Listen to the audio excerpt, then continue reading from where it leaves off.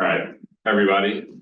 Today we have our speaker, Earl Saxon, and we're going to be talking about the co-location of bioclimatic refugia, conservation targets, and conservation areas. Without further ado, so let Earl take it away. I'm using the term cool spots this morning. I don't know whether it will survive as a marketing term beyond this morning. I'm using that to refer to places least affected by climate change, and I offer no apologies to my hotspots friends at Conservation International. They would certainly want to protect cool spots that happen to be hotspots, which I will not show you. So that's a follow-on bit of work you might want to do. Let me just ask first, who was in the room in February 2020 when we had a workshop that kicked off this work on refugia? Have we got any veterans here today? And then a year ago, I presented the first results showing the extent of areas that would remain stable in bioclimatic space. Have we got any veterans of that talk? Well, that's all the more reason why I'm here with marketing talk number 3, to tell you that you haven't missed out. The bandwagon for research and application of thinking and practicing refugia has not left the station. And we are in fact now at the point where we can start to apply our detailed knowledge of where the refugia would be to the practical question of, well, what do you do with that information? And are some of the assumptions we're making about conservation strategy undermined by what we expect? Do you have any? I want to acknowledge my 3 co-authors who, in one way or another, have been doing more heavy lifting than I have. And if there are technical questions beyond my capability, we will get answers from them for you. I also want to thank my son, Ethan, who asked me, where are the places where climate change impacts will be least, lowest climate change impact? And that's what kicked off this to start with. Welcome to slide number 2.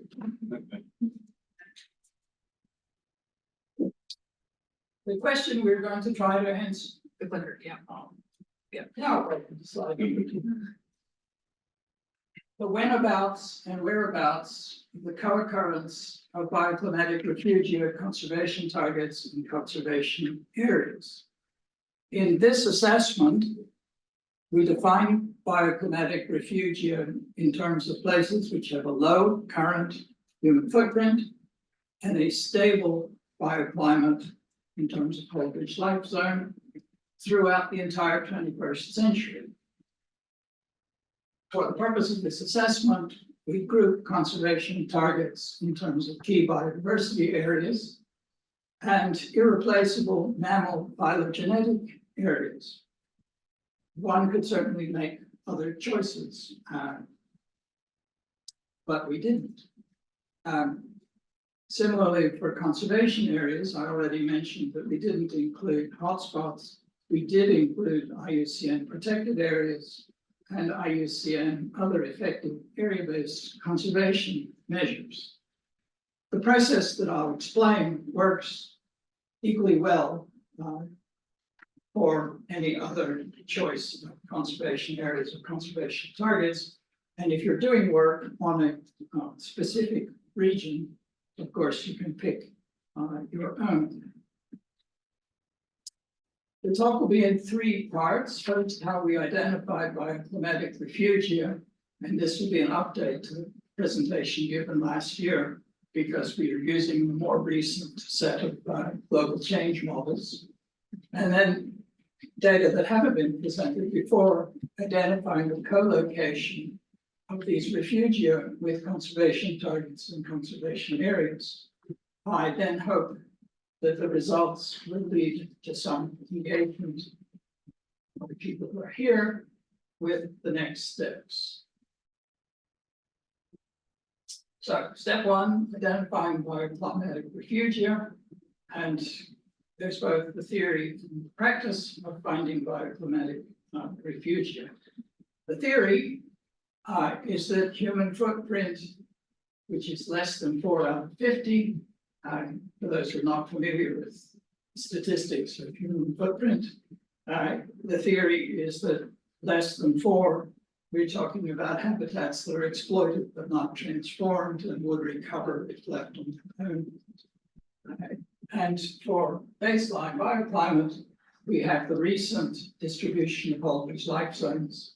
I should say that we chose Holdridge life zones because the parameters of temperature and precipitation, which define Holdridge life zones, are ones that we can find in the global change models. There are other systems of bioclimatic zoning which rely on factors which are not so easy to project into the future, but you might use those in a regional study if you think you know what is stable and what is unstable in those other bioclimatic zonation systems.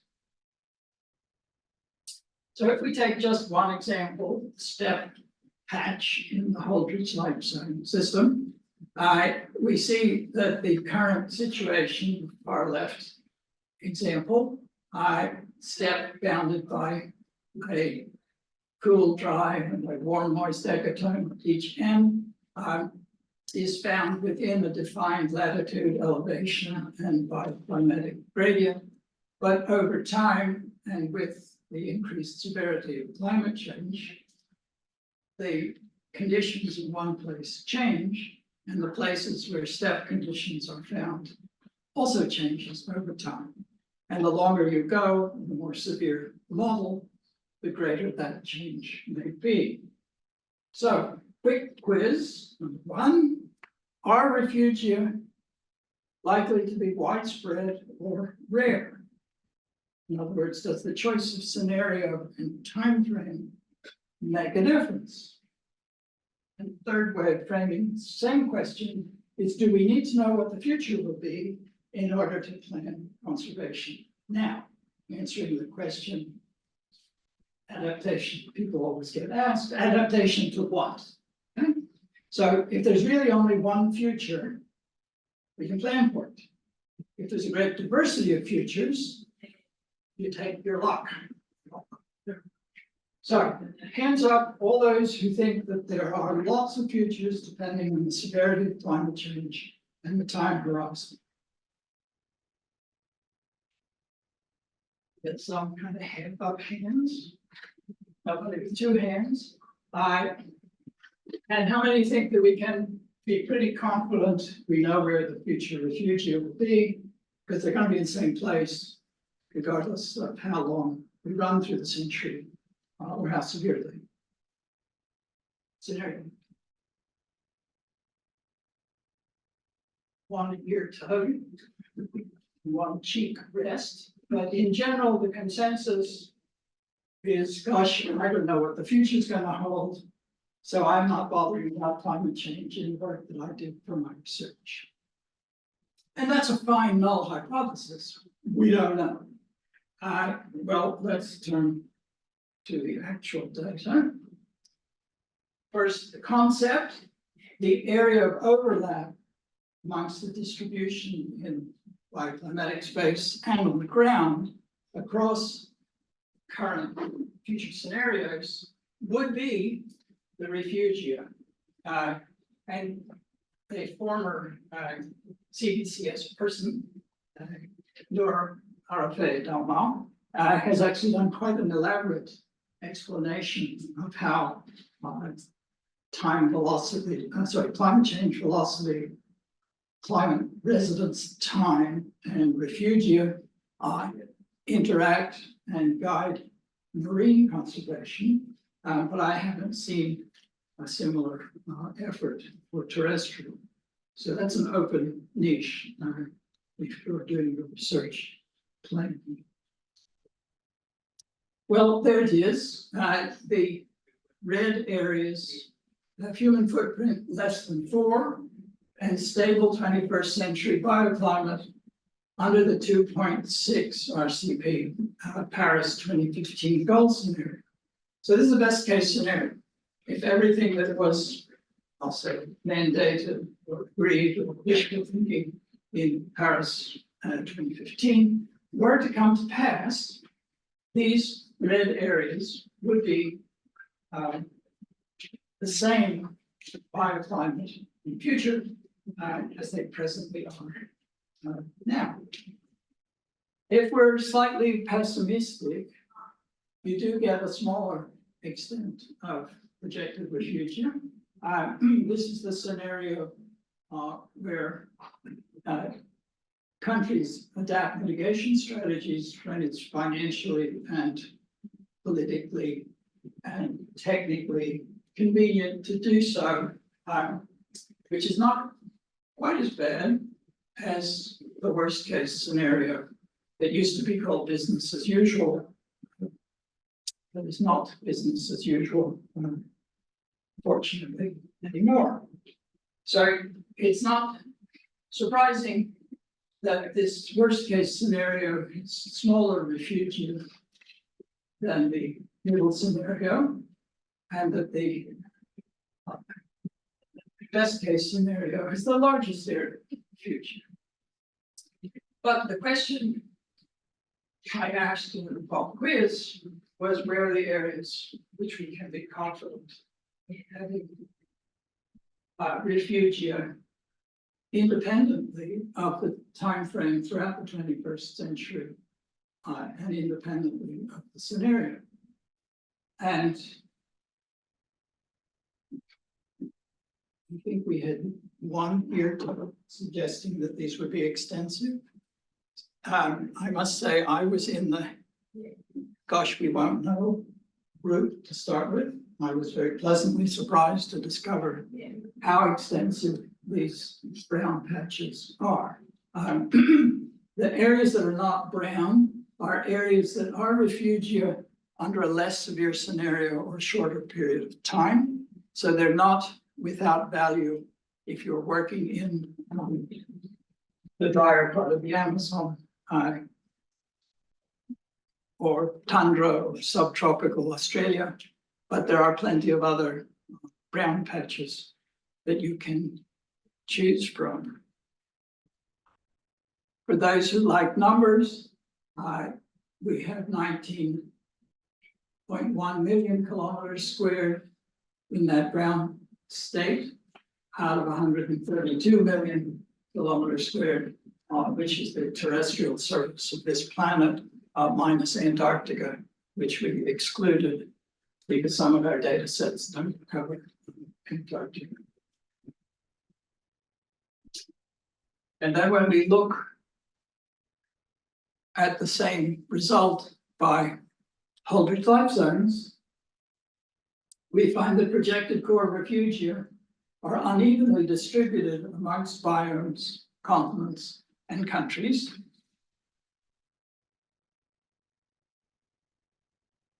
But since warming proceeds more rapidly towards the poles, projected core refugia are most frequently found in the tropics. That's 12 and a bit million out of 19, which is good news for biodiversity, because the biodiversity is also predominantly found in the tropics. And the complex species-rich ecosystems that many of us work on are more frequently found in tropical biomes. If your career is organized around conservation in Europe and Oceania, and to a certain extent North America, your choices of in or out of refugia will be very circumscribed. But for all the other continents, we have lots of choices.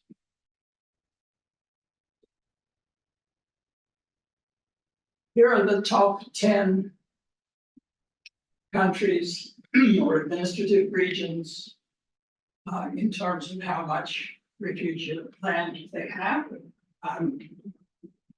Australia ranks second. So if you're in the business of protecting biodiversity in Australia, you have an abundance of refugia to work with. And as I'll show you at the end, if you've not included those refugia, you are missing an opportunity, to say the least. I've thrown in country 11, which is Peru, to show that there actually is a big gap between, we'll say, the mega refugia countries and number 11. Together, the mega refugia countries occupy about 64% of the Earth's surface and have about 66% of the Earth's refugia. So on average, they're average, but within the countries, it varies greatly in terms of the percentage of the country that's in refugia. Greenland tops there. And countries 5 through 10 are all Sahara or Arabian desert countries, which I think we can say are less ecologically diverse than the refugia would be in the other major countries.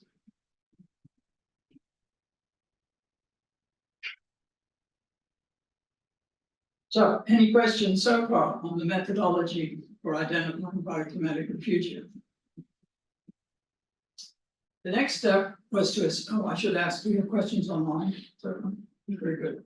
The next step was to assess the co-occurrence of projected refugia with the present distribution of conservation targets in conservation areas.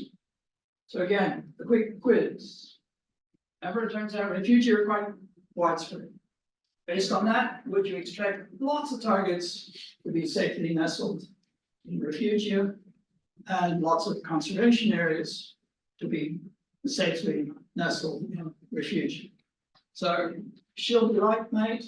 We have hands up for everything's fine. No need to change what I'm doing in anticipation of climate change.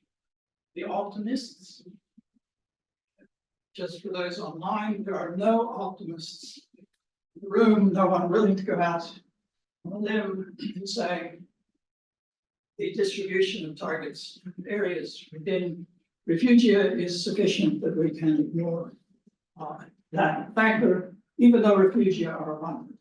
I guess the opposite case, that conservation targets are often outside refugia, and conservation areas similarly are often outside of refugia, that would get some hands up, as that would be the logical consequence. Well, let's see. The first step was to map conservation targets. And again, we picked two ways of representing conservation targets. One can pick others if you want. And then we picked two descriptors of conservation areas. And if you have amazing geospatial memory, you'll recognize that these are the areas that look around polycultural, colored in Holder's lifestyle. These are the projected refugia under all three scenarios. So again, for the spatial geniuses, you can already know, tell me what's the overlap amongst those three patterns. Other questions so far about the targets and areas that we picked? Great. Yeah, online piece is enduring. So let's look at what the results actually were. And what we find, the pessimists were right. Conservation targets occur mostly outside both refugia and conservation areas. These are the red patches.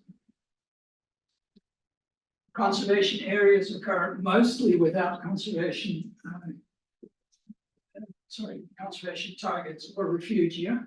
That's the green bits, conservation areas that are missing, that don't actually have targets in them and are not in refugia.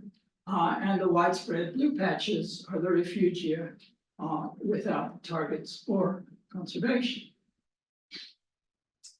So coming back to our initial question about the co-occurrence of these three things, turns out not to be as widespread as one would like. In fact, the co-occurrence of conservation targets, areas, and refugia is quite rare. And if we thought that the only biodiversity that's going to persist 100 years from now would be in protected areas, as targets that occur in protected areas within refugia, we would see a very impoverished biota in the future. A slightly more optimistic scenario is to recognize that if targets are unprotected, but they're in refugia, by definition areas with low current human impact, there is a reasonable chance that even without them being in official legal protected areas, they still have a better chance than a random selection of places, because the unprotected, the refugia with unprotected targets are actually more abundant than the co-occurrence of all three.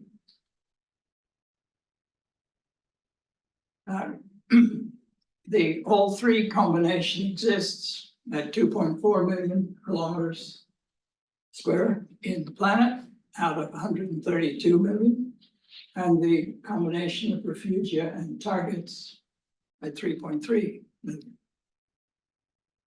Not a lot, but definitely worth serious attention. That's the same numbers you saw before in percentage terms, which percent of the planet falls into each of the 7 categories, including none of the above, which has 54% of the planet.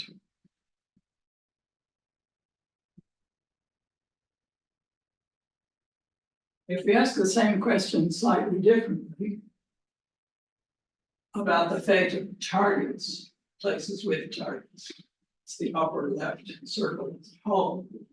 7% of targets are inside both refugia and protected areas.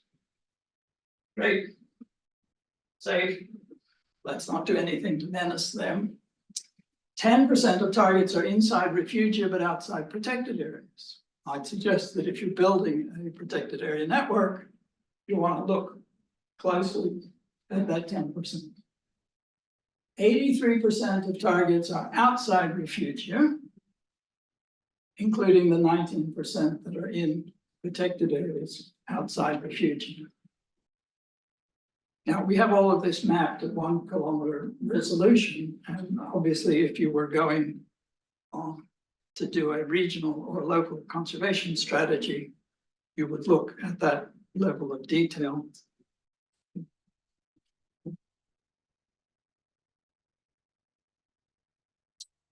So for next steps, the starting point, I think, is Hugh's recipe for climate adaptive marksand portfolios, which you shared with me last week. I hope I'm quoting him correctly. His advice would be to run a standard marksand exercise and then lock in the highly irreplaceable target occurrences, the ones that would be 80% or more of the portfolios. And then to run it again, prioritizing refugia to meet your representation goals. In other words, we regard severity of climate change or climate stability as either costs or benefits to be maximized in the building portfolio. And I will offer a perfectly conventional null hypothesis that if you build a climate adaptive portfolio, it will not differ in any significant way from climate agnostic portfolios. And in some places, Earl's null hypothesis will be true.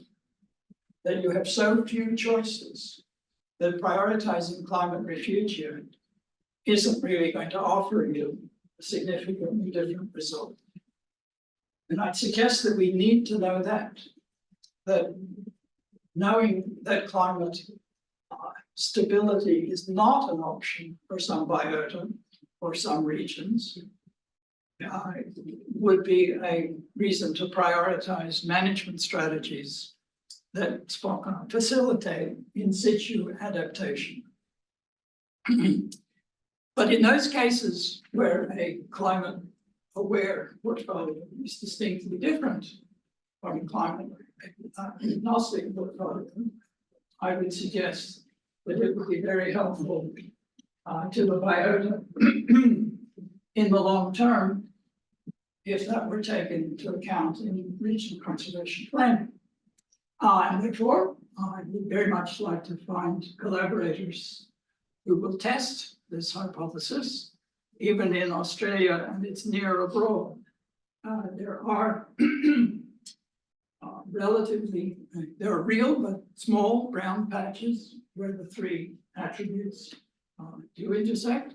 And there's some very interesting purple patches in the Barkly tablelands, northern Nullarbor, southwestern PNG plains, which do come up in the refugia and target assessments, but are not part of protected areas, in part, at least in the Australian case, because extensive grazing is part of that area.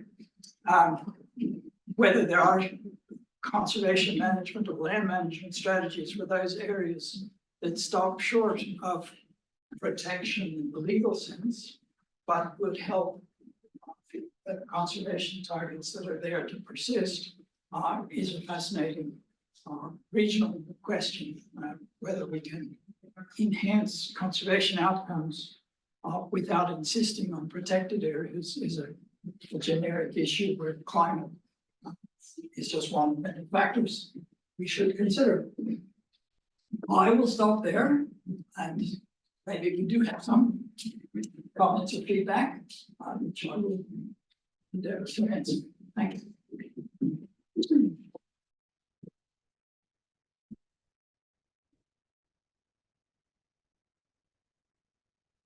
Yeah. I had a question. When you were first finding the refugia, was there something like a trend that you found between all the refugia that made them like a untouched like biome? Like you were mentioning before, that all happen to be tropic or mainly tropical.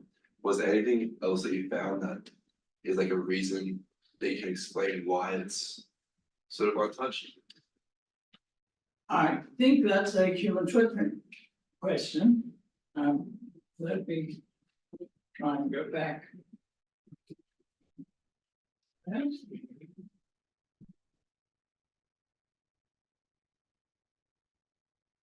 Yeah, so the gray areas here are the areas with high human footprint. And first blush would be the impact of agriculture and urban settings. If you did a human population map, that would pretty much correspond to high human impact. When you get down to high resolution, as we did at the end, you can actually see roads and other linear features that affect human footprint. And if you were doing a regional assessment, you would look at the individual human footprint factors and decide whether 4 is a suitable universal cutoff, or what are the actual impacts of what are going on in your landscape. So if you're doing wetland ecology and you've got mining, even if the mine is very small, if it's affecting a large runoff area with reef, you obviously have to conclude that even if the population of the human population is small, but the exploitation is intense. The other general pattern, if you look at Greenland there, you can see that what's happening is that the climate belts, if you like, are shifting north. So the area immediately beyond the current bioclimate becomes not stable, and the area just south of an existing band becomes not stable. So you end up with the stable areas being separated from each other by bands of climatic instability. And in this, in that hexagon pattern, the way we actually did the math was we plotted each location in terms of where is its nearest, what's the nearest centroid. So if you moved from kind of one end of the bioclimate to the other end of the bioclimate, that was still considered to be stable. Whereas if you moved from near to the centroid to further away, but you were previously on the edge, then you get a non-stable result. And there are arguments both ways. One is that ecotones are real, and the other is that echo gradients are a better description. So when you do this for a region, you get to choose yourself whether you want to look at small displacements in bioclimatic space, or whether it's the extent of displacement versus the binary choice of staying in one. What results in answer your questions? Oh, wait, sorry. So I'll answer that. Just to clarify one thing, in those whole life, in the life zones there, rainforest has like 8 hexagons, but if you move from one hexagon of rainforest to the next one, is that unstable or stable? That would, in what we did now, it would be unstable. Right, okay, yeah. So That makes sense. there's cool temperate rainforest. Yes. If you move to warm temperate or subtropical rainforest, that's a shift. And if you move left, sorry to be pedantic, if you move left or right here, so along the precip gradient, but not the latitudinal, that's still unstable. That's right, Yes, because okay. as it happens, Holdridge himself worked in rainforests of Costa Rica. Yeah. So it's a bit weird that he didn't use more nomenclature. Yeah. But I think, having been rained on myself, an area with 8,000 or less does tend to be less wet than an area of 12,000 or more meters a year. Yeah. Yeah. And I just have one other one, if you don't mind. The human response to climate change, do you think that would be greater in places where, or kind of more disrupting in places where there's climate stability or where there's instability? So, for example, if we shift patterns of agriculture, is that likely to happen in places where the climate's changing more rapidly, or we're going to start to occupy places of climate refugia as well? So, you know, will there be competition for those climate refugia from people, or not, or the opposite? Well, let me first say this is definitely not my area of expertise. I would be very happy to meet with agroecologists. I even have one as a son-in-law that I could try to be interested in this question. The evidence from Brazil is that the human footprint is, if you like, overexpanded when it was economically Wild West conditions, and that as sanity prevails, the human footprint is actually being reduced. Now, there's a slight difference, maybe even a large difference, between overexpansion in the cattle industry, which I think is now shrinking, and intensification in soybean industry, which is actually in some ways moving into the areas that were cleared for ranching and for forest clearing for that matter. So that the marginal human footprint area is shrinking from both sides. It's being more intensely exploited by agriculture and less intensively exploited by logging and pastoral industries. So if my research was on the Pantanal, I would be deep into trying to answer that question. Where are conditions where's the human footprint getting better or worse? And there are people, well, I should mention that the human footprint team has updated the 2013 data to 2020. We didn't include it because it hasn't been released, but I peeked at it, and you can tell where they think things are getting better or worse. And I would strongly suggest that if you were doing an actual regional assessment, you'd not only look at that temporal, multi-temporal perspective, but you would, again, as I said in answer to the other person's question, you'd look at what the actual components of the footprint are and assess whether you thought those were getting better or worse. So great question, thanks. Yes. So I may have misunderstood this, but so in this graph, you have precipitation versus latitude. And obviously latitude. Or temperature. Yeah, okay. Because, so when you go forward in time, are you still, what varies? I mean, latitude obviously doesn't vary, but you controlling the changes in weather and temperature? Good catch. I should have put the chart up with temperature. Holdridge uses a concept called biotemperature, which is the average temperature of the 12 months in which there is above freezing. So his theory is if it's below freezing, you get no plant growth, so that doesn't contribute. And I think the biotemperature should actually, yes, but obviously it starts at 0 for polar. I think it runs up to either 24 or 32 degrees Celsius. It might be 32 at the very bottom. So for non-climate people, the general biome description is suitable, but you're entirely correct. For this purpose, I should have put the temperature bands in. And you're also correct that there's a long list of things that don't change. So aspect, soil, atmospheric composition with elevation, insulation. I once made a list. If the distribution of your biota of interest is due to nutrients or day length, that isn't going to change. And if your ecosystem is held together, say by a food web that includes some elements that are responsive to temperature and other elements that are responsive to day length, you're going to have that ecosystem simplified and fall apart because these are no longer coordinated.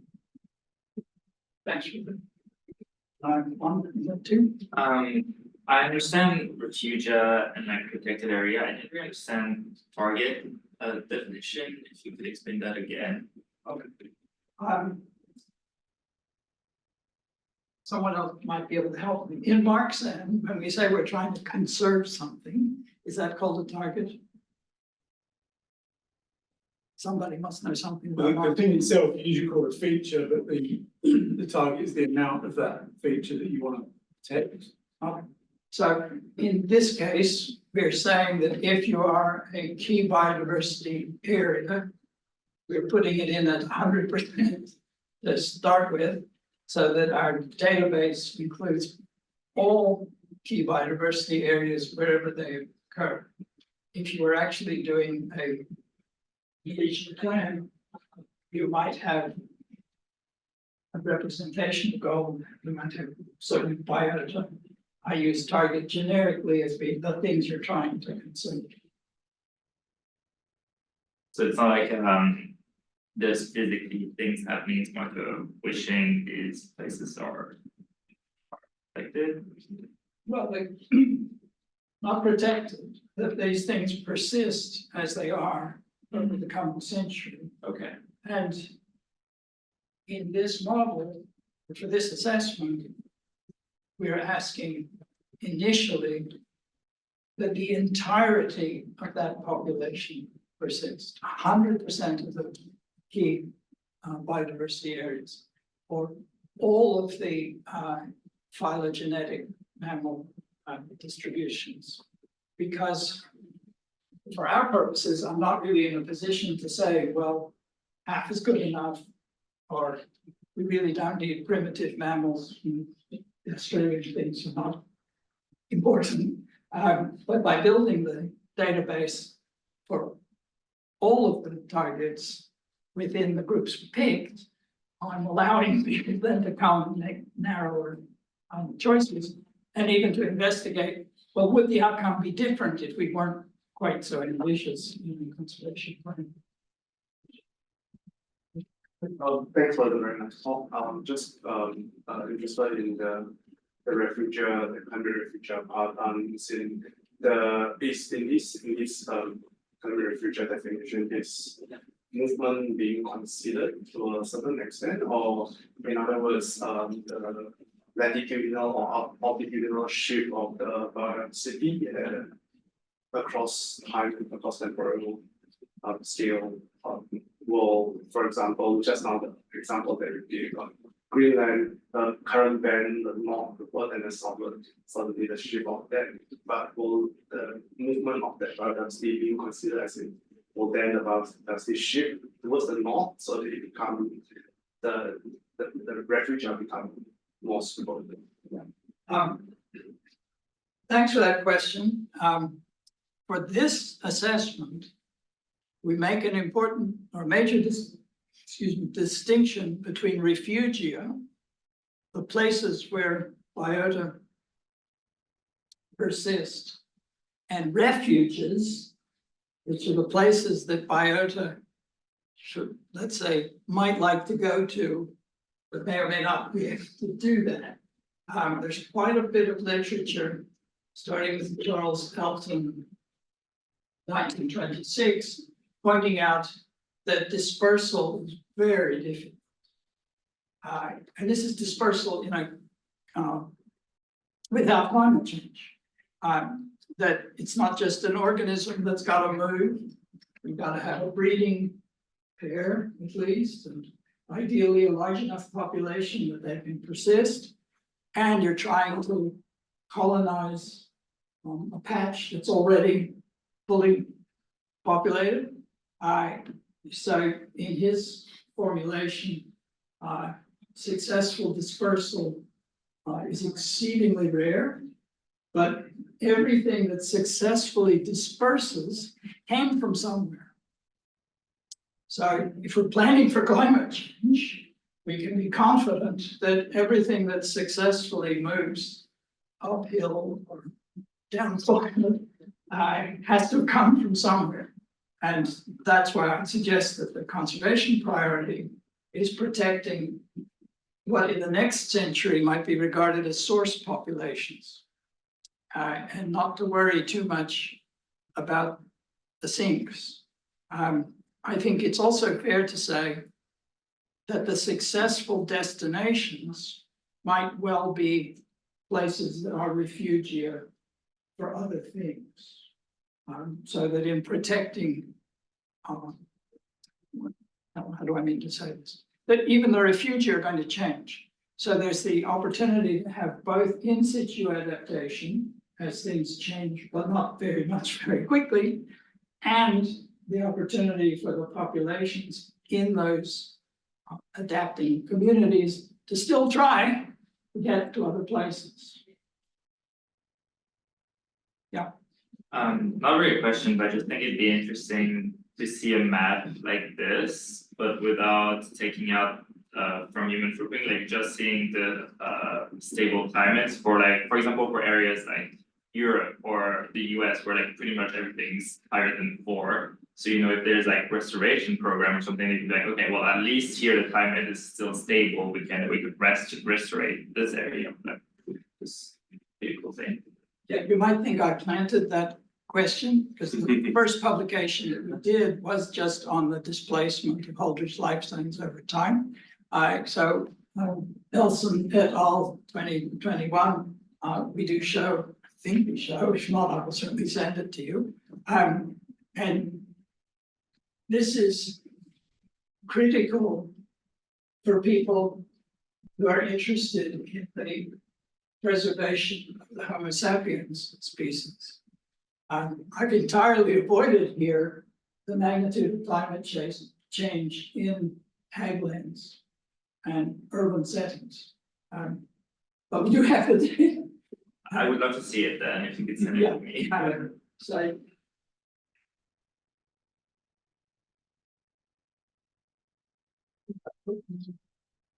Leave that there if you want. All means. Send it out, and or look for P. Elson at 2021 biological conservation biology. And if any of your friends are interested in urban planning or agriculture, or your question before about what's it called, sharing or sparing, how these marginal lands are going to change in their productivity, which will certainly be critical if you're trying to feed a population by exporting soybeans from Brazil. You do want to know that. And I would be more than delighted to expand this core group to include people who are not fussed about conservation, but would like to see people, humans, survive in the least predatory fashion that we can come up with. Other questions? Nothing online, no. Okay, well, thank you, online people, for your patience. And do let me hear from you. I'm here personally until the end of the month, but always accessible by email. And we really are, well, we're paddling very fast to get this stage published, but once that's off our desk, planning for the next steps in doing regional applications with or without conservation outcomes. We really do want to have collaborators. Thank you very much.